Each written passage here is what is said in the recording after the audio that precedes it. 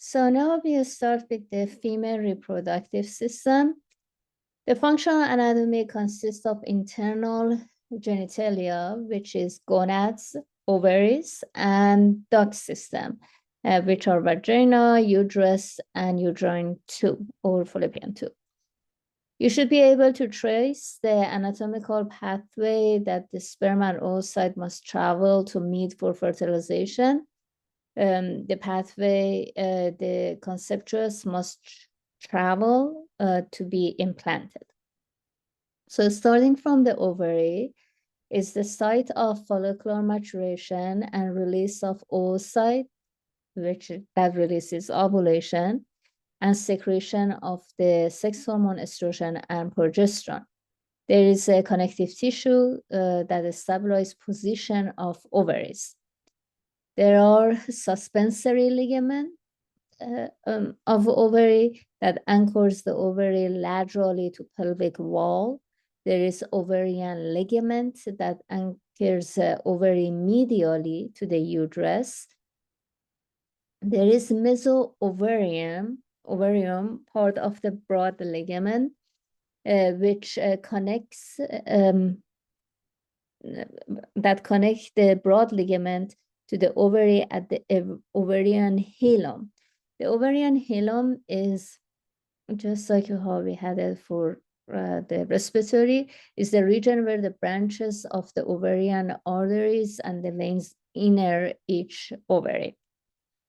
Then there is ovarian uterine fallopian tube that it receives the ovulated oocyte, and is usually the site of the ovulation and transport pre-embryo to the uterus. For the uterus, the regions are the top part is, back to the fallopian tubule. Then the regions are infundibulum with the fimbriae, which drapes over the ovary. The cilia creates the current to draw oocyte into uterine tube. This larger part, ampulla, is long, is widened region, usually where fertilization happens within 12 to 24 hours after ovulation. And then there is isthmus, proximal constricted region, which continues with the lumen of the uterus.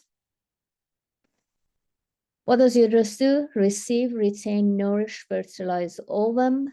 Normally is flex anteriorly or anteverted. The regions are fundus, superior to the uterine tubes, body, and then the isthmus, which is the constricted portion between the body and cervix. The cervix is inferior portion of the uterus extending into the vagina. There is internal os entrance to the uterus. There is cervical canal. The epithelial lining are simple columnar epithelium. There is underlying endocervical glands that they secrete mucus plug to protect the uterus from bacteria, and but that's except during ovulation to allow sperm to pass through. Then there is external cervical os, entrance to vagina, and epithelial changes is going to be a non-keratinized stratified squamous. The vagina, there is a thin wall muscular elastic tube. It receives the sperm and form the birth canal and conduct the menstrual flow. Vagina has no glands on its own, so the lubrication is by the fluid movement across the vaginal epithelium and the cervical mucosal gland. On this picture, it's not showing, but the hymen is incomplete mucosa portion guarding the vaginal orifice. This is another view of showing the ovarian connective tissue support. This image shows you the meso-ovarian part of the broad ligament that it shows the port of the injury at the ovarian hilum where the blood vessels inner the ovary, also connected to mesosalpinx, which is connected to the fallopian tube, and mesometrium, which is connected or gives flexibly attachment to the uterus. This is looking at a cartoon view of inside of the ovary. The other is the tunica albuginea, which is a connective tissue covering the ovary. Is surrounded by the germinal cells or germinal epithelium. On this view, we cannot see it, but in next few pictures you can. The cells are simple cuboidal epithelium, and they are derived from the visceral peritoneum. The cellular cortex, this region here, is the outer part of the tunica albuginea, and it contains developing follicles. You're seeing primary, the secondary granulosa, so the different stages of the developing follicles, and they are surrounded by a connective tissue stroma. The inner, where the medulla is a loose connective tissue. It has large blood vessels and nerve fibers. Corpus luteum is the endocrine gland, is formed by the rupture follicles, is after or post ovulation. Is a mixture of the granulosa lutein cells and theca lutein cells that they produce a variety of hormone, including estrogen and progesterone. That is, and then the corpus albicans is the degenerated corpus luteum, and we will talk about that soon. This is another histology view of the ovary.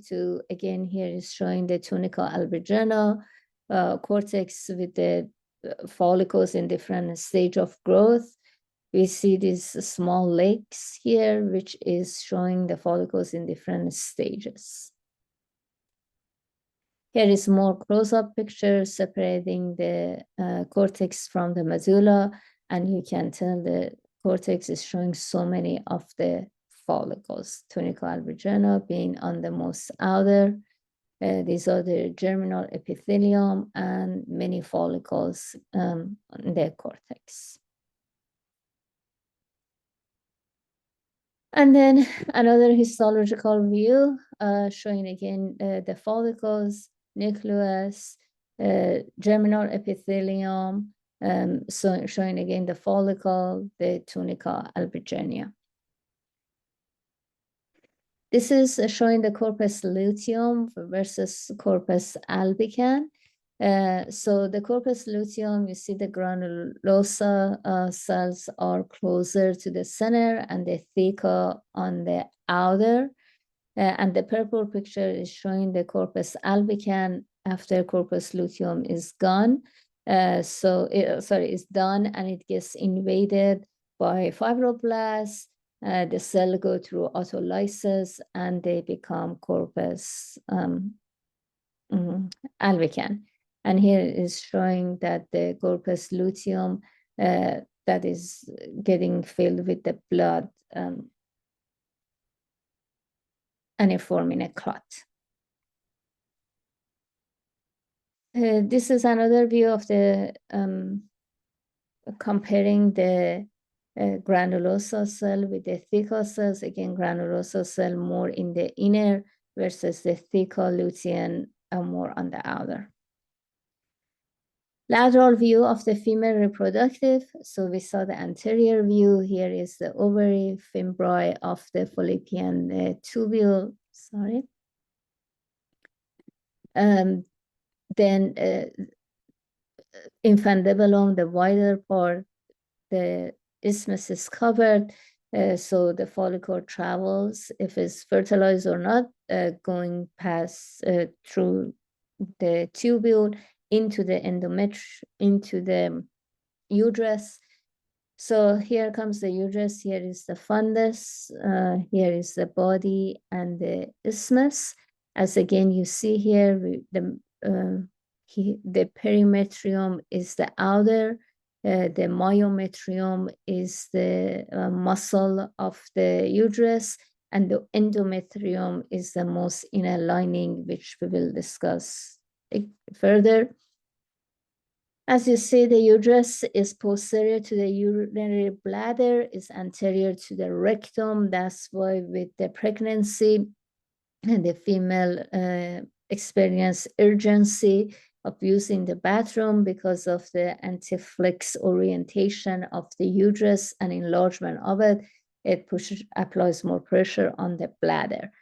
Also, if there is a vaginal delivery, sometimes because of the size of the fetus, there is a rupture, which becomes painful. That's why another reason that they encourage the female before the contraction not to eat so much in case if there is a rupture here.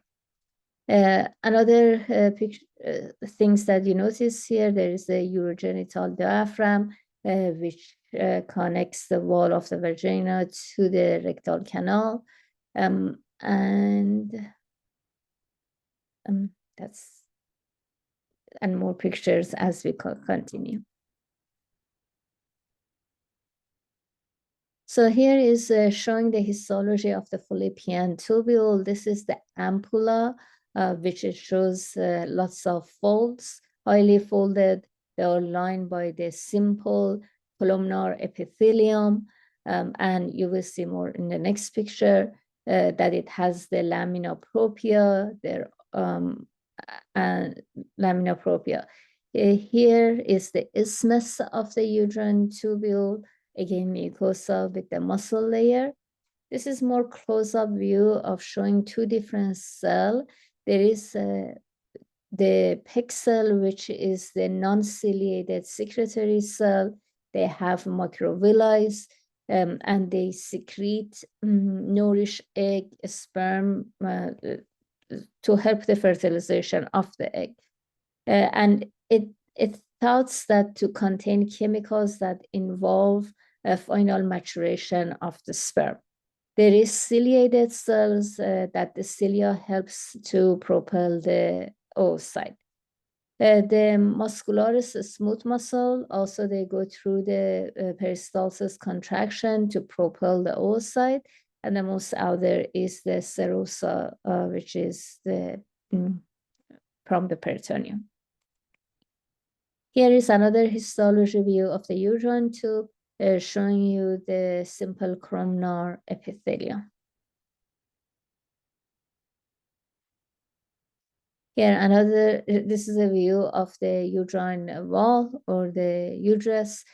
So here we don't see the perimetrium, but you see the myometrium, the muscularis smooth muscle uterine contraction.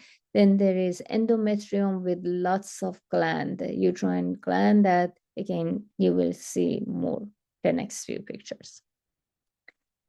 Here is another view of the uterus wall. So again, the endometrium, lots of glands here.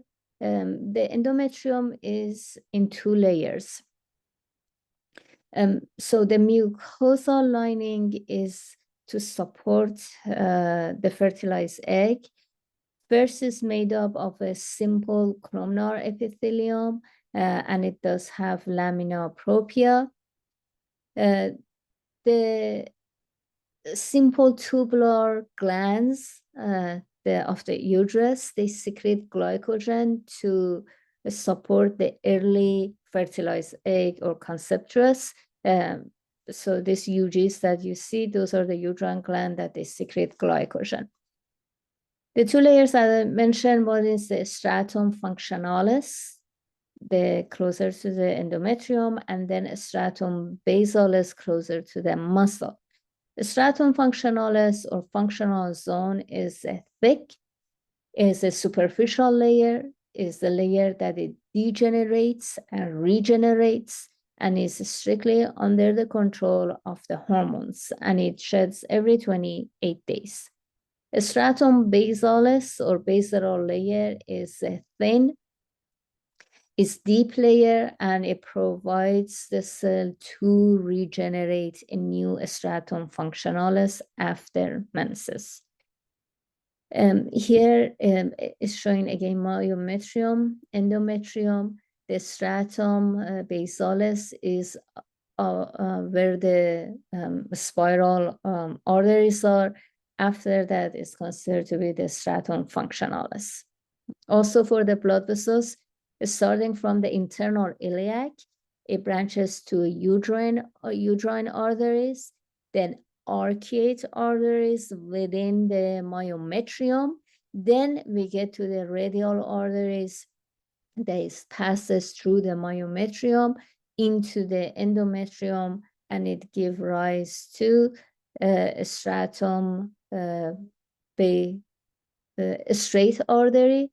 A straight artery gives rise to a spiral artery, and it continues to the more branches. And then from the venous system, the same way it returns back to the uterine radial vein and then uterine vein.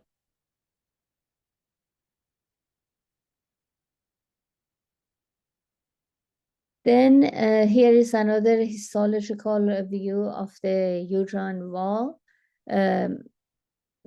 So again, we see the epithelium, the glands. I think I went forward.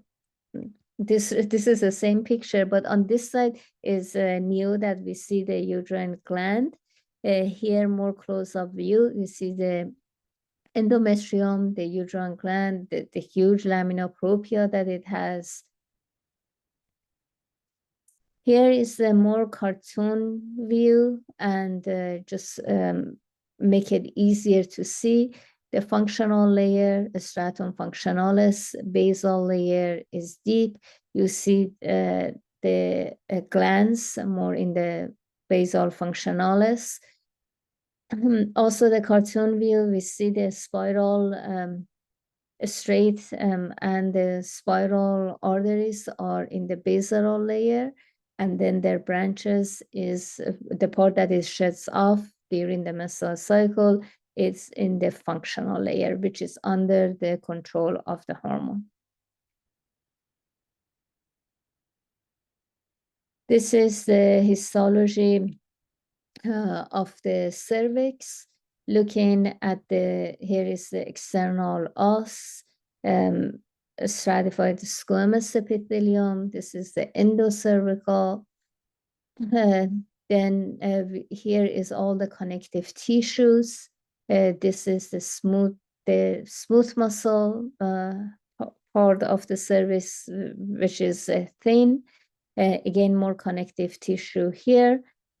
And on the external os, we have the stratified squamous epithelium. On the endocervical, we are going to have the columnar epithelium, which is a simple columnar epithelium.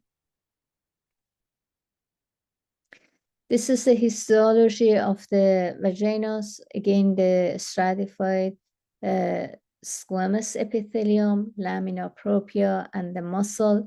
Here is more close-up picture of showing the stratified squamous epithelium with the muscular layer below.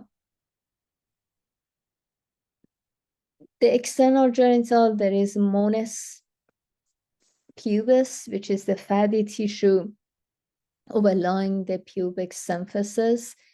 The labia majora is a hairy skin fold surrounding the labia minora. Labia minora is a hairless skin fold enclosing the vestibule. And the vestibule contains the external urethra orifice.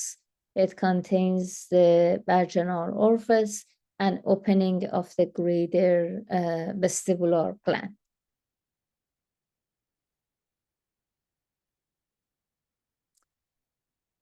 For the erectile tissue, there is clitoris, which is the glans, and body is covered by the prepuce. The cross of the clitoris, it connects the corpus cavernosum to the pelvic bone, and is surrounded by ischio cavernosa muscle, which we will see in the next picture.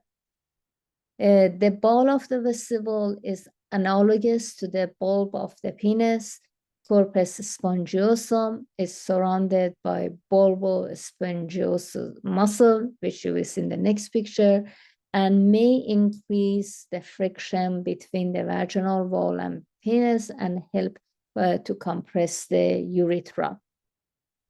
The accessory gland is the greater vestibule gland, and what it does, it lubricates during the sexual arousal, is homologous to bulbourethral gland. On this view also, you can see where the corpus cavernosum is. Comparing with the male, the orientation is almost the same, but you see the corpus cavernosum that is near the glans of the clitoris. So here is the muscles that we talk about. The paraurethra or skin's gland is like a female prostate gland, more close to the clitoris, that is not shown on this picture.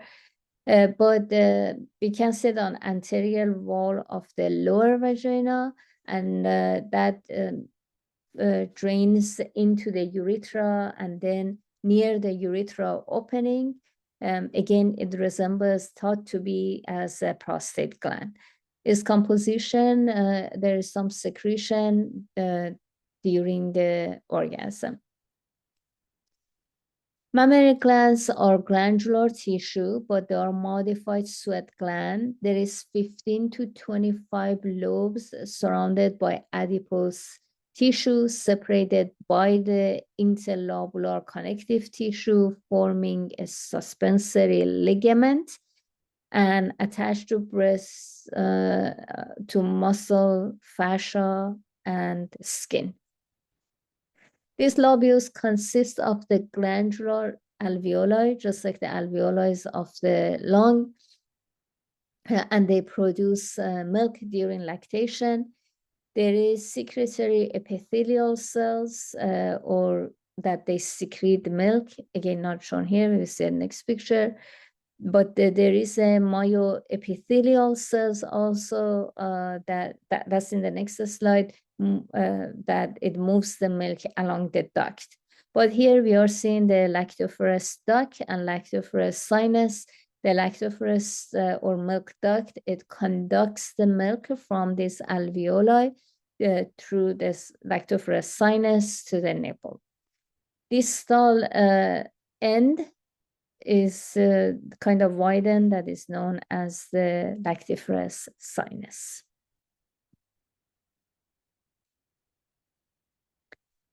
So here is a picture that it shows, again, glandular tissue. It shows the fat, and then more close up, the cartoon view, epithelial milk secreting, and the myoepithelial cells that they help to squeeze the milk into the duct. And the histology view also showing the plasma cells, the secretory cells, and then the myoepithelial cells, which they again squeeze, and they allow for direction releasing the milk. As far as the sexual response in the female, there is engorgement during arousal phase. Just like the male, there is a parasympathetic reflex. Same physiology, it dilates the arteriole. mediated by the nitric oxide to cyclic guanine monophosphate. There is engorgement of the clitoris and vestibular bulb, which are considered to be erectile tissue, and the vaginal mucosa and breast. There is increased vaginal transudate for lubrication. That parasympathetic, it induces greater vestibular gland secretion for lubrication, and that then the parasympathetic induces orgasm. Sympathetic reflex, it stimulates smooth muscle contraction of the duct system. Vaginal and uterine muscle contract. It maybe increases secretion of the parourethral gland during the female ejaculation. These responses are not essential for fertilization. Compared to the male, there is no latent period. And then it goes through the constriction of the arterioles, resume the venous drainage, and the erectile bodies.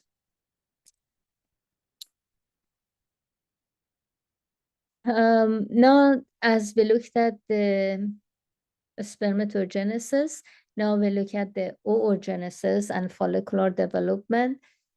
Couple of things to note here. Note the difference between male and female gametogenesis. Oogenesis begins in the female embryo and continues through fetal period. There is mitosis of oogenia. It produces 7 million oogenia into the primary oocyte. And they all get arrested in prophase 1. At birth, 2 million primary oocyte remain, and each one is within they call them the primary primordial follicle. Each of the oocyte is within the primordial follicle. The ovaries are inactive during childhood, but at puberty, 200,000 to 400,000 primary oocyte remain there out of that 2 million. So the rest, they go through the atresia of the primordial follicle. Then oogenesis resume from puberty until menopause on a monthly basis. So that happens in the ovary. So that's the ovarian cycle. Each month at the beginning of the follicular phase, there are several follicles that are recruited by rising level of the FSH. And I will show you that soon. So rising level of the FSH, it helps to recruit several follicles. And then about 7 days later, usually only one will become the dominant follicle, and it completes the maturation. Generally, only one primary oocyte. It completes the meiosis 1 each month to form a secondary oocyte. And then it gets paused at metaphase 2. Secondary oocyte, if is ovulated, and the secondary oocyte gets ovulated. If only the secondary oocyte goes through the fertilization, then it completes the meiosis 2. The oogenesis result is in the production of only one functional gamete. Out of the 4, only one is functional. There is 2 or 3 polar bodies. There is unequal distribution of the cytoplasm to polar bodies, and then it creates a huge oocyte. On this side is what we will see in the ovarian cycle. So this is the primary follicle. It has multiple layers. Then secondary follicle, their layers increase, and then there is going to be fluid-filled pockets. Then there is vesicular or Graafian follicle, which is development of well-developed macule that is called antrum. And here is showing the oocyte that it has gone through ovulation, and all the follicles, they become corpus luteum, surviving, or if there is fertilization, if not, degenerating.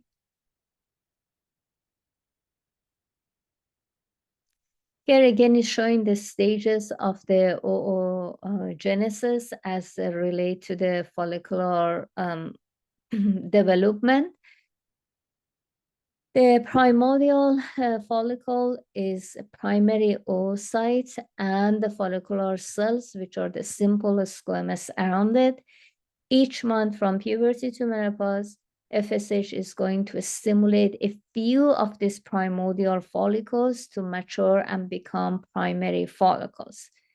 Then primary follicle has the primary oocyte, and it does have the granulosa cells outside. The granulosa cells from the primary to secondary. Primary, they are simple cuboidal epithelium. Secondary has much more multi-layers, and then it changes to the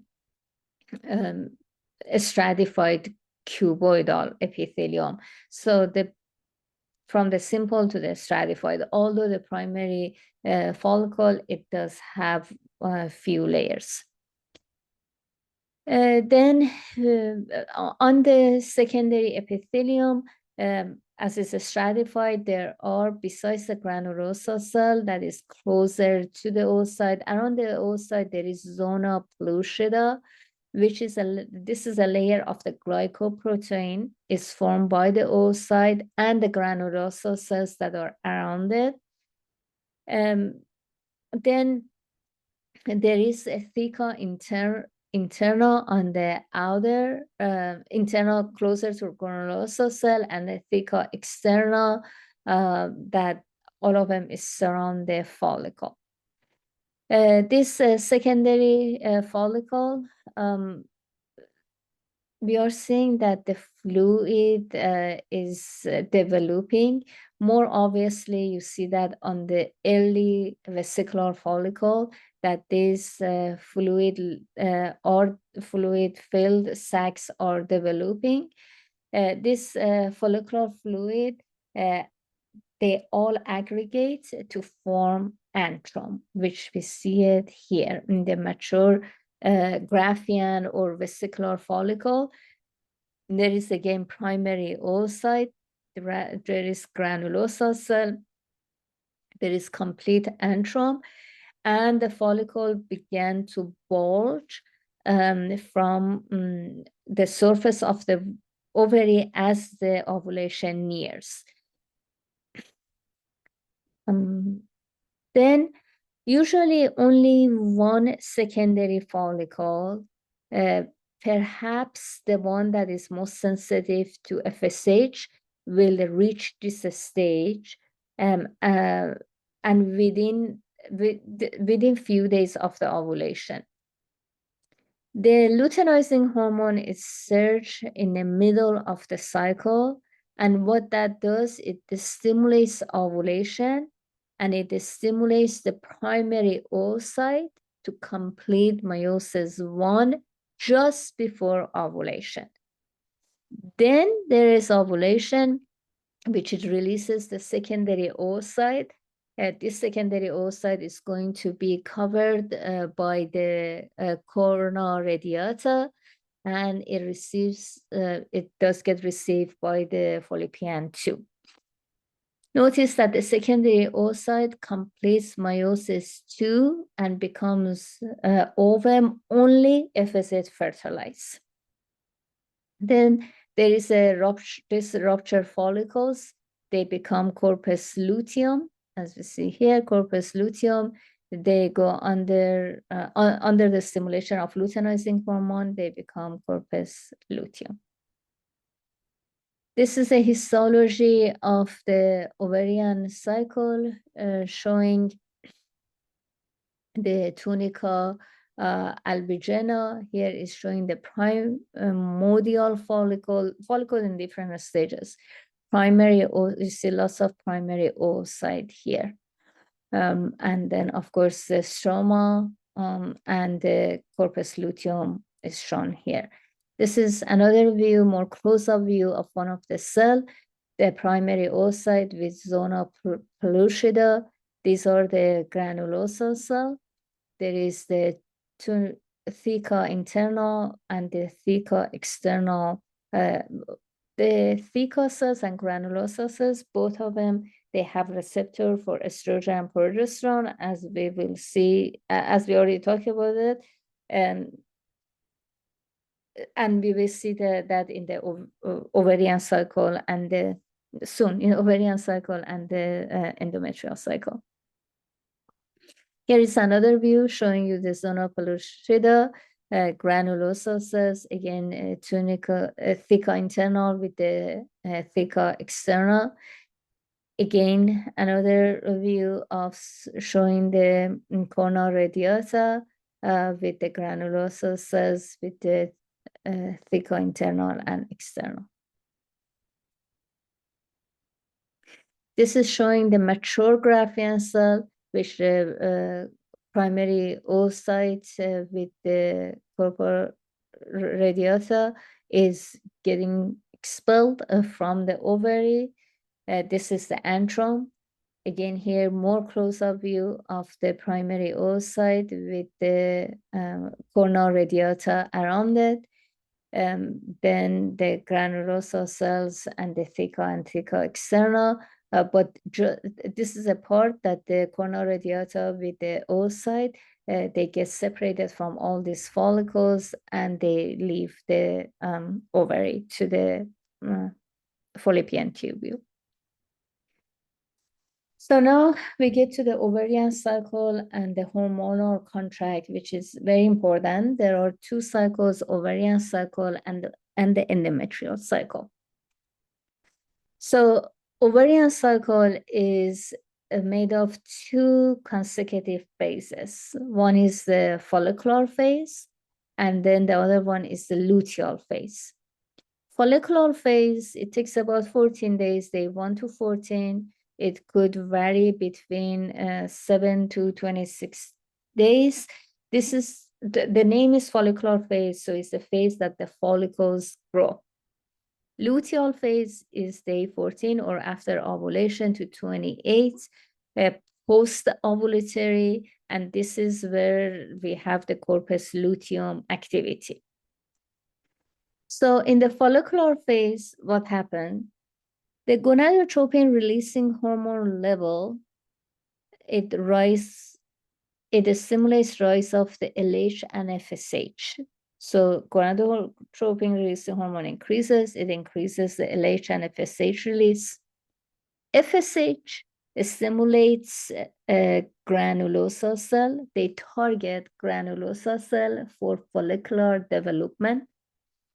LH stimulates theca cells to produce androgen.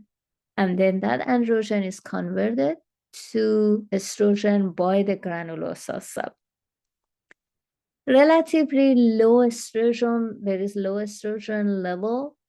There is also inhibin secretion from granulosa cell, which inhibits gonadotrope cell from secreting LH and FSH. Mainly, it inhibits the FSH secretion. This growing follicle, granulosa cells, they increase level of their, because when they respond to the estrogen, LH and FSH stimulates them, they are going to secrete estrogen and progesterone. Progesterone maybe you're not as much as increased, but we are seeing estrogen slowly is increasing. So this granulosa cell secrete increasing level of the estrogen until it reaches the threshold value and it stimulates the luteinizing hormone secretion. So we could say relatively high estrogen level, it produces a positive feedback for luteinizing hormone surge, and huge release of the gonadotropin cells that they store luteinizing hormone, now they get released. So what does this LH surge result in? It results in the completion of the meiosis 1 of the secondary oocyte. It induces ovulation of the secondary oocyte, usually 9 hours after the luteinizing hormone, LH hormone peaks. And that is by the weakening and then rupture of the ovarian wall. And then also stimulates the conversion of the ruptured follicle into the corpus luteum. So that's the follicular phase. Then we have the luteal phase. This is where the corpus luteum, it produces estrogen, progesterone and estrogen, also inhibin. Inhibin is inhibitory. It inhibits the LH and FSH. That's why you're seeing LH and FSH has dropped. And this drop is a negative feedback, prevents maturation and ovulation of other follicles during this time. Estrogen and progesterone, they prepare the host, because this follicle is going to go to the endometrium. So endometrium needs to be ready, or uterus needs to be ready, mainly in the endometrium. So estrogen and progesterone, they maintain the stratum functionalis in case there is pregnancy. Luteinizing hormone, it continues to maintain the corpus luteum about 10 to 12 days. The luteal phase ends once the corpus luteum degenerates and become corpus albicans, and that is primarily due to the drop in the progesterone level. Progesterone, estrogen, inhibin, they all fall. So that means there is a loss of the negative feedback. Then gonadotropin releasing hormone, LH and FSH, they start the new cycle. But pay attention, if there is a pregnancy, this meiosis 2, it becomes the ovum, and the corpus luteum, it gets maintained by a human chronic gonadotropin, the HCG that is secreted by the trophoblast of the fetus. This is a concept map that possibly could help you with the follicular phase. So increase of the gonadotropin releasing hormone, the stimulates anterior pituitary to release LH and FSH. LH stimulates theta, it makes androgen. Then with the help of the granulosa cell, androgen is converted to the estrogen. FSH, it stimulates the oogenesis and completion of the follicular development, but also it secretes inhibin to inhibit the FSH secretion. And the estrogen level, as it increases, it inhibits the hypothalamus. All of this is so, that's the early part of the follicular phase.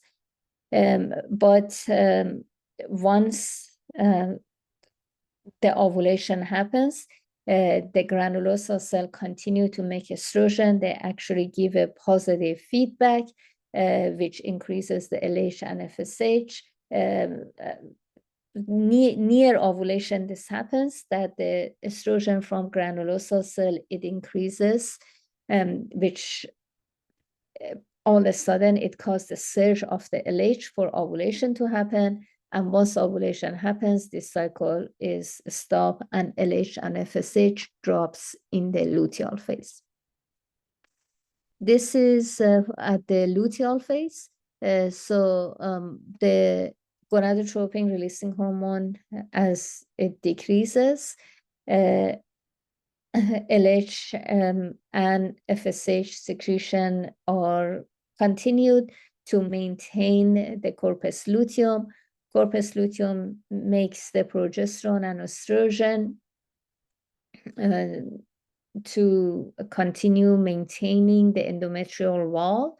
That stays for 7 to 10 days. And if there is no pregnancy, then the corpus luteum, it degenerates, estrogen, progesterone, they all fall, and the cycle continues.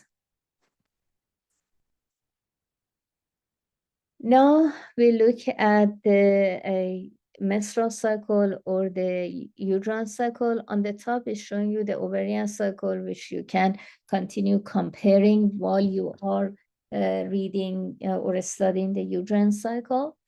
So it does have 3 phases. It has the menses, the proliferative, and the secretory phase. They this cycle changes is all by the hormonal signal. The menstrual phase is day 1 to 5, is the degeneration of the stratum functionalis. Menstrual flow, that the reason is because the progesterone estrogen level, they get inhibited, it falls, which results into the degeneration of the corpus luteum. The progesterone, it constricts, it causes the spasm of the spiral arteries. The tissue goes through ischemia, then it goes through necrosis, and then is followed by the relaxation and then a rupturing of the blood vessel, which leads to massive bleeding and slugging of the necrotic tissue. After this destruction is the repair and regeneration in the proliferative phase, which corresponds to follicular phase of the ovarian cycle. There is increase of the estrogen level from the granulosa cell. That increased estrogen, it helps with regeneration of the stratum functionalis to prepare for implantation. Then endometrial cells, they also the sensitize cells to progesterone. They make up more receptors to respond to progesterone. This is like a permissive action.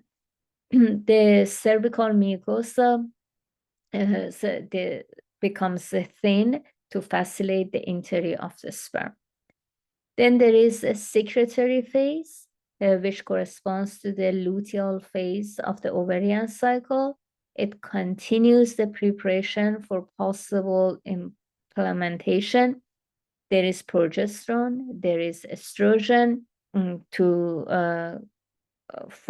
keep the corpus luteum, and further growth of the spiral arteries and the uterine gland, and of course secretion of the glycogen-rich mucus, making sure that the endothelium is regenerated and maintained in case there is a pregnancy. And also, this increase inhibits LH and FSH. If there is no pregnancy, eventually this corpus luteum, it goes through regeneration, and estrogen, progesterone, LH, FSH, everything drops to minimum. And the menses starts again. This is more close-up view of the hormonal reaction that we talked about already. So on this side, we are looking at the early to mid follicular phase. The oogenesis and follicular growth is by increasing the number of the gonadotropin receptors available on the granulosa cell. That, remember, this is like a permissive effect. There is also growth and maintenance activity of the female reproductive. that is happening with the help of the estrogen. So let's look at this graph and then we talk about the estrogen stimulation. So in the early and mid follicular phase, we have the gonadotropin releasing hormone increase, which stimulates anterior pituitary to release the FSH and the LH. The FSH, it stimulates the granulosa cells. The LH stimulates thick cells. Thick cells, they release androgen. With the help of the granulosa cell, they are converted to the estrogen. The granulosa cells also, it releases inhibin, which could inhibit the anterior pituitary to decrease secretion of the LH and the FSH.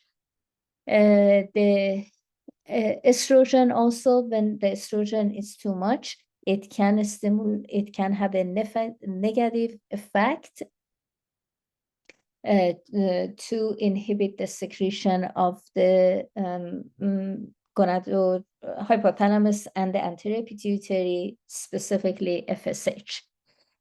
So at the same time, when the estrogen is increased on the later phase, which is the late of the follicular phase, beginning of the luteal phase, that increase of the estrogen, it induces positive feedback by increasing the LH.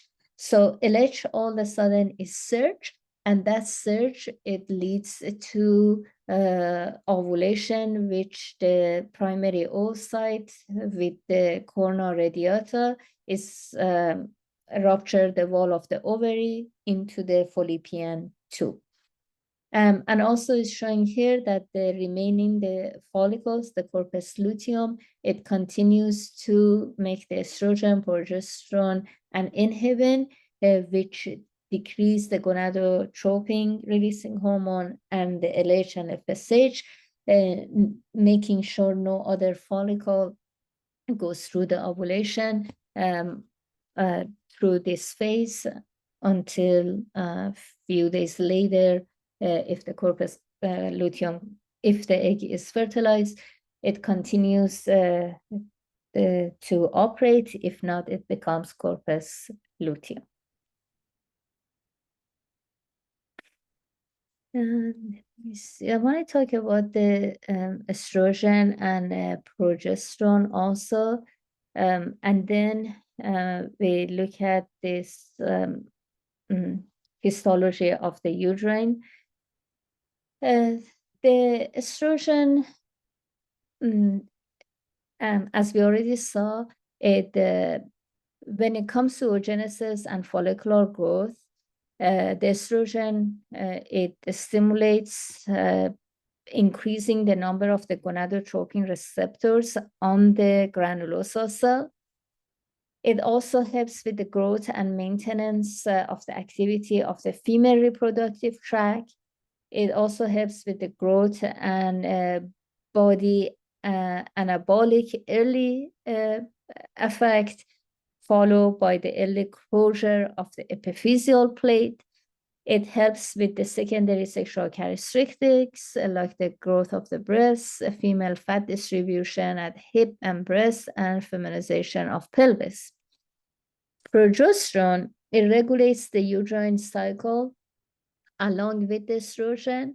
It also inhibits uterine motility and contraction, and it prepares the breast for lactation during pregnancy. The source of the progesterone and estrogen during pregnancy is the corpus luteum. We will talk about that. And it's followed by the placenta for the remainder of pregnancy. Ovarian function and estrogen level decline from age 30 to 50s.